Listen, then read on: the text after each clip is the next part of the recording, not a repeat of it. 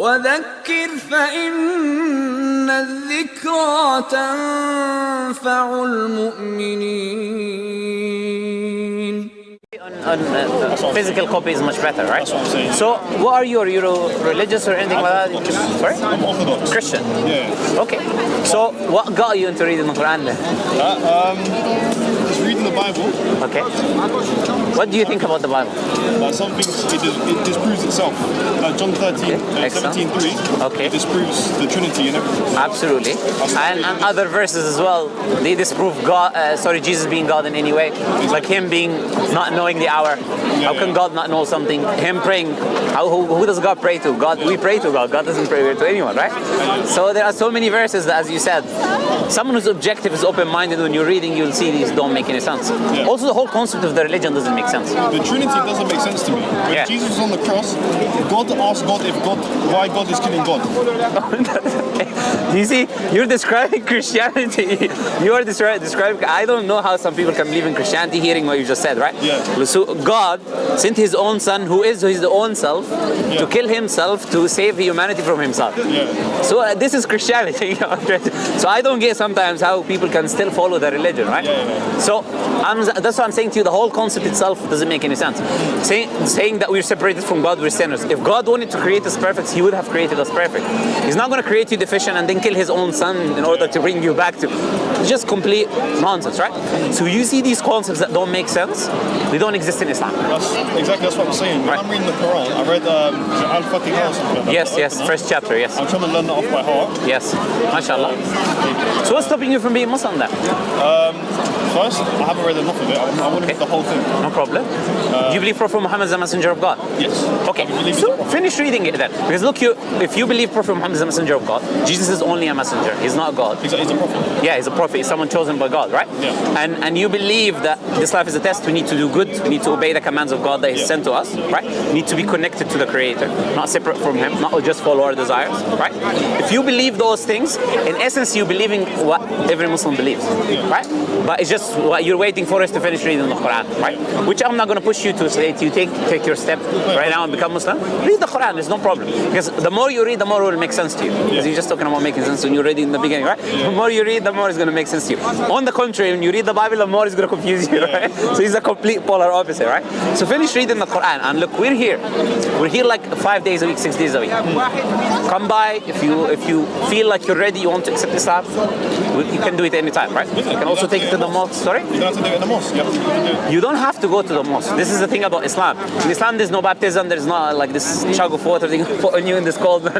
It's just you're gonna say what you believe in your heart, and you become Muslim. Yeah. It's as simple as that. It's called the Shahada, testimony of faith. Yeah. What do you want to say? What I was going to say is, my mom, devout Christian, right? Okay. She says she doesn't believe in Allah, but that doesn't make sense to me. Yes. Allah just means God. Yes. And Jesus himself, he spoke Aramaic. Okay. And in Aramaic, God is Allah or Allah or something like that. Allah, yeah. Allah, yeah. So I was like, okay. So if Jesus was next to her, you would be saying Allah. And you know how he prayed? He fell on his face. Yeah. If you read Matthew chapter 26, verse 39 specifically, it says Jesus fell on his head and he prayed. Fell on his face. Who falls on his face when he's praying? So you tell her, imagine Jesus was next to you. And look. This is what I usually say to the people. Imagine a Middle Eastern man with a beard standing next to you, falling on his face, saying Allah, Allah. What religion is he? But that's Jesus. Exactly. He's a Middle Eastern from yeah, so tell her, what do you think about that, right? So sometimes, look, when you're raised on something for so many years, it's hard to detach yourself from it. That's why I see the new generation is much closer. Islam is the biggest growing religion anyways. But the new generation is closer to Islam than the old generation. Because the new generation has interacted with many Muslims. You have many Muslim friends, I'm sure you come across a lot of Muslims, right? And the new generation is not stuck in their ways so much as the old generation is stuck in their ways, right? Because imagine someone lives on a farm. He's been growing his vegetables for 50 years.